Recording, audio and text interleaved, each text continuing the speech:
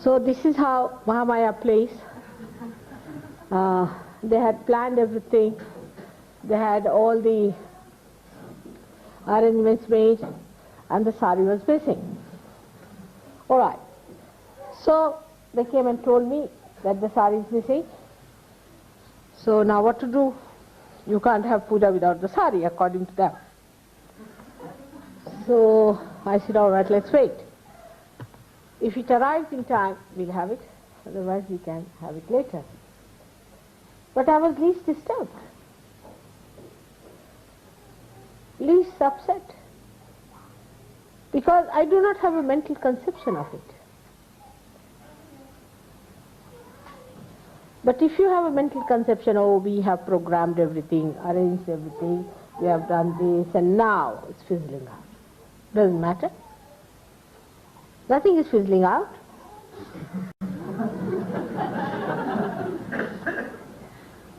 But that is what we cannot do. Because you asked me today what is Mahamaya, this is what it is.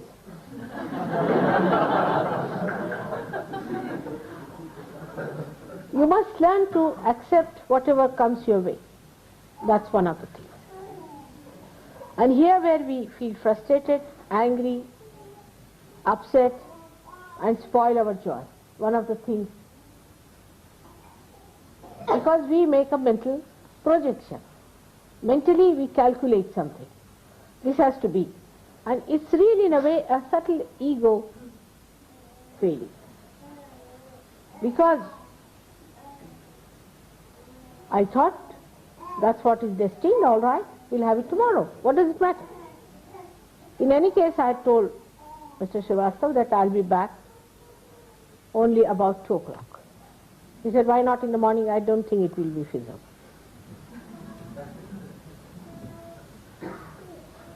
So, this is how you become a Vyagra. Vyagra means person who is worried, the one who is not worried. So we worry because of 2 things. Firstly, we worry that what will happen in the future.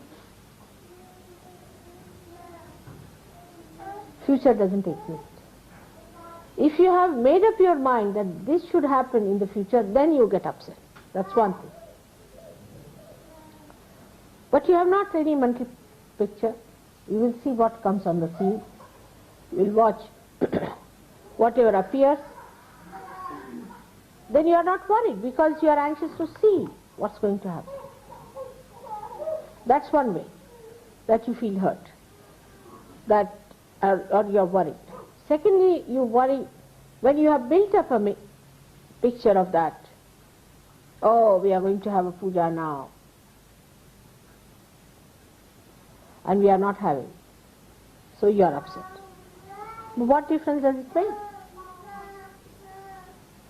And then you cannot enjoy my talk today and the puja tomorrow. Because today you think it was going to be puja, we are all dressed up well, very nice. We spend so much time to get ready for the puja, all right, we can do it tomorrow also. What does it matter?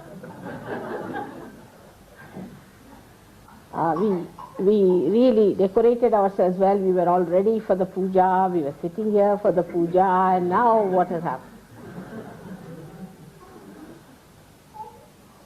I didn't wear my sari for puja at all. I knew what was coming.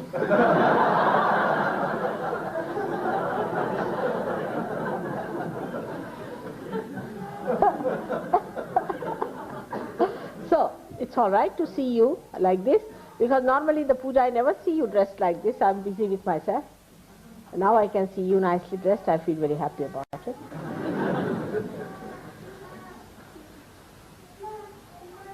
And these mental things are responsible for frustrating us. Like as I was telling you about money, same thing happens. In India people come, they keep so much money for buying things. You see, sometimes they come loaded just like what you call traders. The customs are so kind. I mean, Sahajogis have a free pass, whether in India or in England or anywhere. And then they have a mental picture, we'll buy this. Right? and so much will spend. And if they have to spend some money for something else, they get upset because they have decided to spend so much. So then they go to spend some money. There's also, you see how Mahamaya works. It has happened with all of you. So they go and buy something. I'll tell you, Gavin bought one, an image. I don't know, he paid about, I think, 500 rupees. You know, how much have you paid? About 4,000 or I don't know. How many pounds you paid for that? Huh? 40 pounds. He paid 40 pounds for that thing. I would not even pay 5 pounds for that.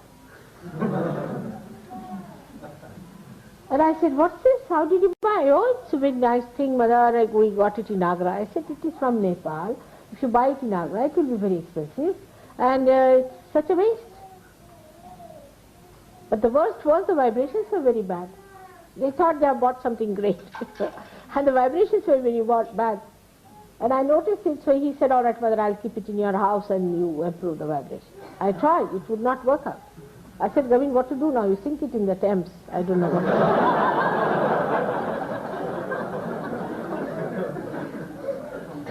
And then luckily it happened. CP said that I have to take some present of Buddha, Japan. I said, these Japanese exhibitors are good for nothing. No booth is going to trouble them. So he said, can I buy something? I said, Buddha things, it's not easy to get here. But I have an Avalokiteshvara, would you like to take that? He said, what is the price? I said, 40 pounds. He said, all right, I'll buy it. And he bought it for 40 pounds. I said, all right, give it to this Japanese fellow. He was a very nasty person. I said, good for him. And I palmed it off. That's how. You see, because I knew that it will have some purpose somewhere. So this is how our mental images are so rigid that there's no flexibility in our understanding.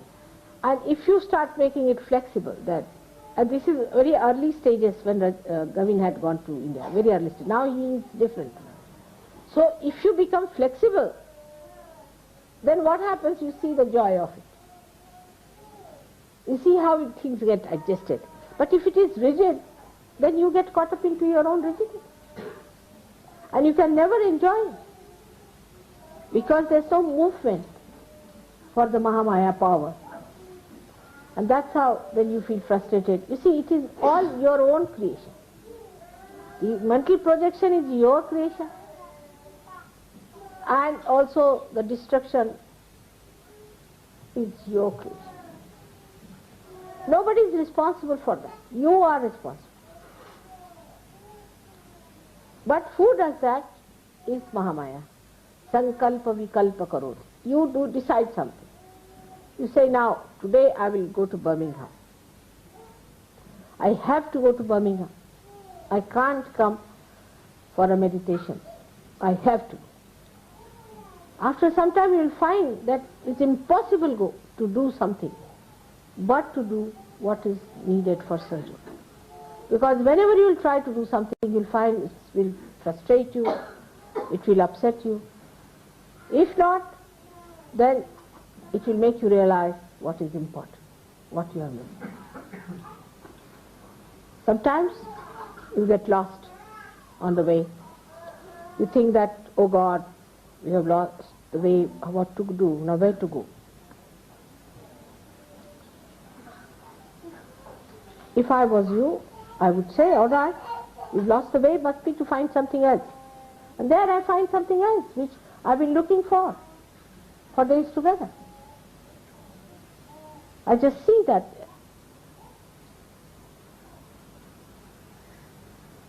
So, if you trust your joy-giving quality of your spirit,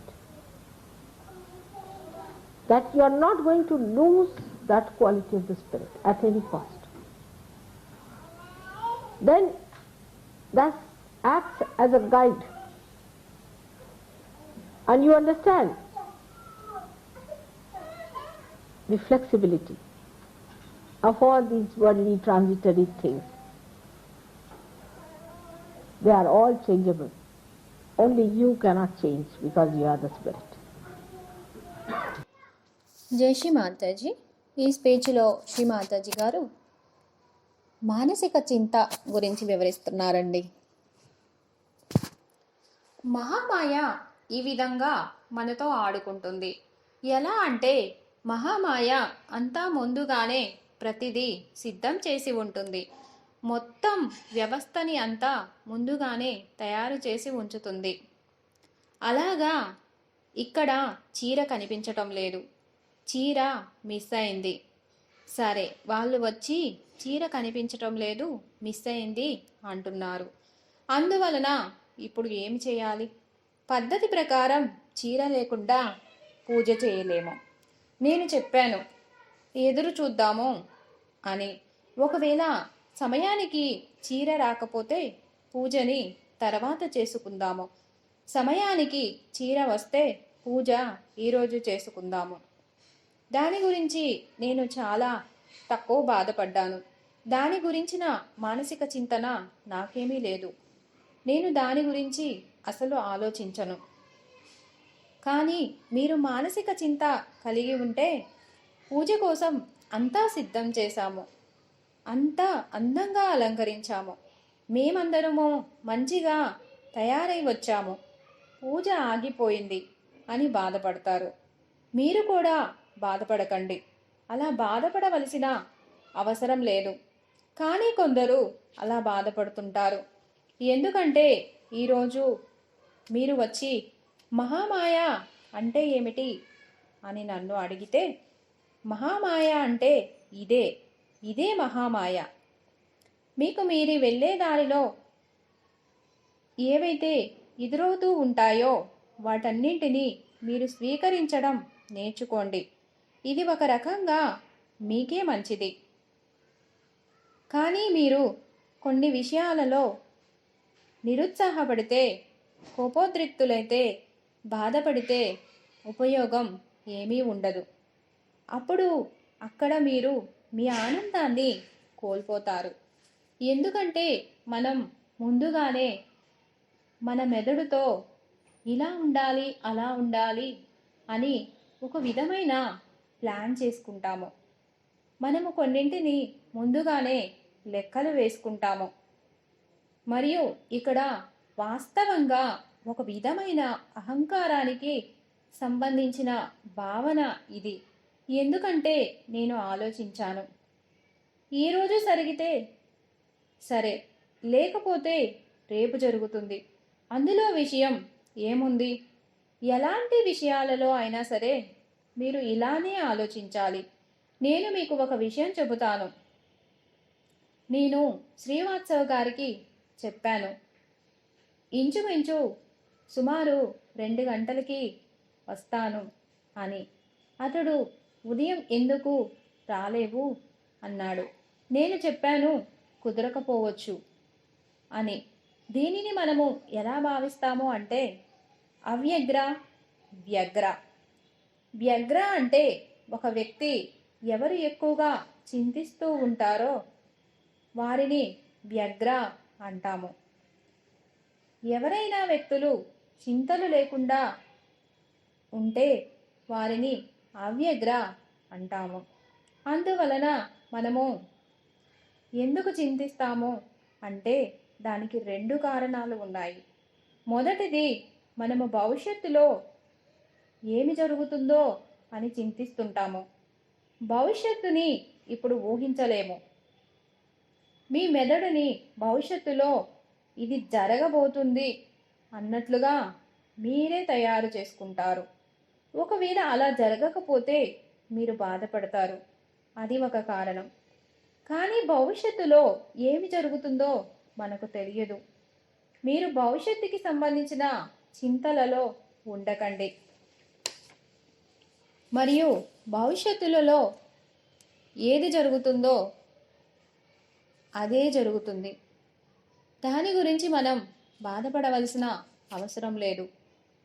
రెండవది, మీరు ఒక రకమైన ఆలోచన విధానాన్ని ఇలా నిర్మించుకుంటారు.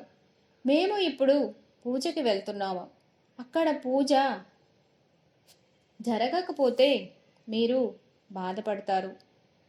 ఇందులో తేడా ఏముంది అంటే, ఈరోజు నా మాటలని మీరు వినలేరు.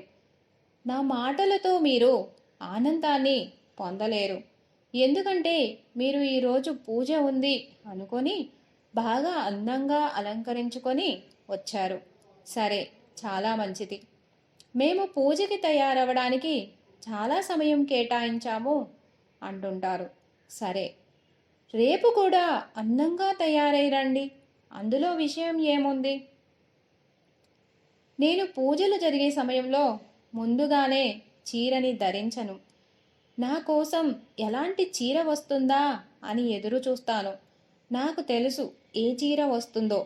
అందువలన మీరు ఈరోజు చూడడానికి చాలా బాగున్నారు. పూజ లేనప్పుడు ఎవరు ఇలా మంచిగా అలంకరించుకొని రారు. ఇప్పుడు ఇలా మీ అందరినీ చూస్తే నాకు చాలా సంతోషంగా ఉంది. ఇలాంటి మానసికమైన ఆలోచనలు మిమ్మల్ని నిరుత్సాహపడేలా చేస్తాయి. ఎలా అంటే నేను చెబుతాను. డబ్బు విషయంలో కూడా ఇలానే జరుగుతుంటుంది.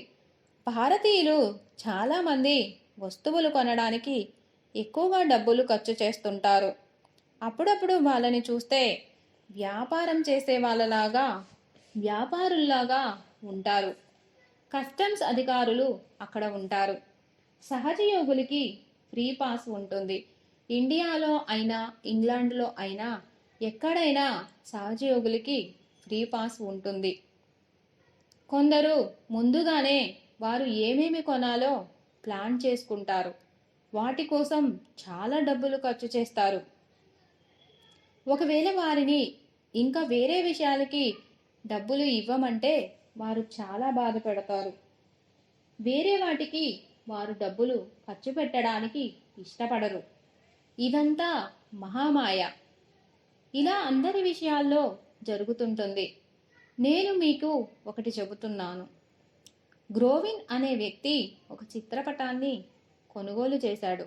ఊహించండి, నాకు తెలీదు అతడు దానిని ఎంతకి కొన్నాడో. 500 రూపాయలు లేదా 4000 పౌండ్స్.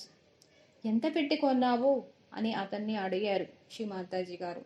అతడు 40 పౌండ్లు పెట్టి కొన్నాను అన్నాడు. నేనైతే దానికోసం 5 పౌండ్లు కూడా ఇవ్వను. నేను అడిగాను, ఎందుకు ఇది కొన్నావు అని. అమ్మ, ఇది చాలా బాగుంది, నాకు ఆగ్రాలో దొరికింది. నేను అన్నాను, ఇది నేపాల్కి చెందినది. ఒకవేళ నువ్వు ఆగ్రాలో కొని ఉంటే అంత ఖర్చు పెట్టొచ్చు. ఇక్కడ చాలా ఖర్చు పెట్టి కొన్నావు. డబ్బులు ఎందుకు వృధాగా ఖర్చు చేస్తున్నావు? ఈ బొమ్మలో వైబ్రేషన్స్ కూడా సరిగా లేవు. అతడు అన్నాడు, నేను చాలా మంచిది కొనుక్కున్నాను అని నేను అనుకున్నాను అని. నేను అతడికి చెప్పాను, వైబ్రేషన్స్ సరిగా లేవని. అతడు, అమ్మ, నేను ఈ వస్తువుని మీ ఇంట్లో ఉంచుతాను, మీరు వైబ్రేషన్స్ ఇవ్వండి అన్నాడు. నేను ప్రయత్నించాను, కానీ ఫలితం రాలేదు. అప్పుడు అతడు, అమ్మా, నేను దీనిని ఏమి చేయను అన్నాడు. నేను అన్నాను, థేమ్స్ నదిలో పడవేయి, నాకు తెలీదు ఏం చేయాలో. అప్పుడు లక్కీగా సిపి సాబా అనే వ్యక్తి అక్కడికి వచ్చాడు. అతడు మమ్మల్ని అడిగాడు, నేను బుద్ధుడికి సంబంధించినది గిఫ్టు ఒకరికి ఇవ్వాలి అని. నేను అతడికి చెప్పాను, నా దగ్గర బుద్ధుడికి సంబంధించినది లేదు అని. జపాన్ అధికారులు కొందరు తెలివి తక్కువగా ఉంటారు. ఏ భూతము కూడా వారిని ఇబ్బంది పెట్టలేదు. నేను అన్నాను, బుద్ధుడికి సంబంధించిన వస్తువులు ఇక్కడ దొరకడం చాలా కష్టం, కానీ నా దగ్గర ఒక అలోకేతేశ్వర గిఫ్ట్ ఉంది, మీరు దానిని తీసుకుంటారా అన్నాను. అతడు ఎంత ఖరీదు అని అడిగాడు. నేను 40 పౌండ్లు అని చెప్పాను. అతడు, సరే సరే, నేను తీసుకుంటాను అన్నాడు. అతడు దానిని 40 పౌండ్లకి కొన్నాడు. అతడు చాలా చెడ్డ వ్యక్తి, నాకు తెలుసు. అతడికి ఇది మంచిది, ఇచ్చెయ్యి అన్నాను. అలాంటి వారికి ఇలాంటివి మంచివే అన్నాను. ఈ విధంగా కొన్నింటికి కొన్ని చోట్ల విలువ ఉంటుంది. ఈ విధంగా మన మానసిక చిత్రాలు ఉంటాయి. వాటిని ఒక విధంగా మనము ఉంచలేము, మనము అర్థం చేసుకోలేము. ఇది గ్రోవిన్ భారతదేశం వచ్చిన కొత్తలో జరిగిన విషయం. ఇప్పుడు అతడు పూర్తిగా మారిపోయాడు. అందువలన మీరు ఎలా జరిగితే అలా జరుగుతుంది అన్నట్లుగా ఉంటే మీరు ఏమి జరిగినా సరే దానితో ఆనందంగా ఉంటారు. ఎలా అయినా మీరు సర్దుకుపోతారు. కానీ మీరు కఠోరంగా ఉంటే దాని వలన మీరే బాధపడతారు. అలా ఉంటే మీరు ఎప్పుడూ ఆనందాన్ని పొందలేరు. ఎందుకంటే మహామాయ పనిచేస్తుంది. మహామాయలో ఇరుక్కుంటే మీరు నిరుత్సాహపడతారు. మీరు చూడండి, ఇదంతా మీరు సొంతంగా తయారు చేసుకున్నది. మీ మానసిక చిత్రాన్ని మీరే తయారు చేసుకున్నారు మరియు మీ వినాశనాన్ని కూడా మీరే రచించుకుంటున్నారు. ఎవరు దానికి బాధ్యులు కారు. దానికి బాధ్యులు స్వయంగా మీరే. కానీ మహామాయ అలా పనిచేస్తుంది. సంకల్ప వికల్ప కరోమి. మీరు ఒకటి నిర్ణయించుకుంటారు, నేను ఇప్పుడు బర్మింగ్హామ్ వెళ్తాను, నేను వెళ్ళాలి, నేను వెళ్తాను, నేను ధ్యానానికి రాలేకపోవచ్చు, నేను బర్మింగ్హామ్ వెళ్ళాలి అని మీరు నిర్ణయించుకుంటారు. కొద్దిసేపటి తర్వాత మీరు తెలుసుకుంటారు, మీరు ఏమి చేసినా కానీ అక్కడికి వెళ్ళడం అసంభవం అని. కానీ సహజ యోగులు ఆవశ్యకంగా ఏమి చేయాలి? ఎప్పుడైనా మీరు ఏదైనా చేయాలని చూస్తే అది జరగకపోతే మీరు నిరుత్సాహపడతారు, బాధపడతారు. అప్పుడు మీరు తెలుసుకోవాలి ఏది ముఖ్యమైనది అని, ఏది ముఖ్యమైనది కాదు అని. అప్పుడప్పుడు మీరు దారిలో వెళ్తూ ఉంటే మీరు ఆలోచిస్తారు, ఓ దేవుడా, మేము దారిలో ఇరుక్కుపోయాము, ఇప్పుడు ఎక్కడికి వెళ్ళాలి, ఏమి చేయాలి అని. నేను అక్కడ ఉంటే నేను చెబుతాను, సరే, మీరు దారిలో ఇరుక్కుపోయారు, మీరు ఆలోచించండి, ఇంకా ఏదో ఒక దారి దొరుకుతుంది. వేరే దారిలో మనము ఎప్పటి నుండో వెతుకుతున్నది ఏదో ఒకటి మనకు దొరకొచ్చు. అందువలన మీరు మీ ఆత్మకి ఆనందం ఇచ్చేదాన్ని, గుణవంతమైన దానిని మీరు విశ్వసించండి, దాని మీద భరోసా ఉంచండి. మీరు ఆత్మానందాన్ని పొందండి. మీరు ఎలాంటి పరిస్థితులలో అయినా ఆత్మానందాన్ని కోల్పోకండి. అప్పుడు చైతన్య శక్తి ఒక గైడ్ లాగా మీకు మార్గదర్శనం చేస్తుంది. మీరు అర్థం చేసుకోండి. మీరు క్షణభంగురమైన వాటి గురించి బాధపడుతూ ఉండకండి. అవన్నీ పరివర్తనం చెందుతాయి. కేవలం ఒక్కటే మారదు. ఏమిటి అంటే అది మీరే. ఎందుకంటే మీరు ఆత్మస్వరూపులు, సహజయోగులు. మీరు మారలేరు అని శ్రీమాతాజీ గారు ఈ స్పీచ్లో వివరిస్తున్నారండి. జై శ్రీ మాతాజీ.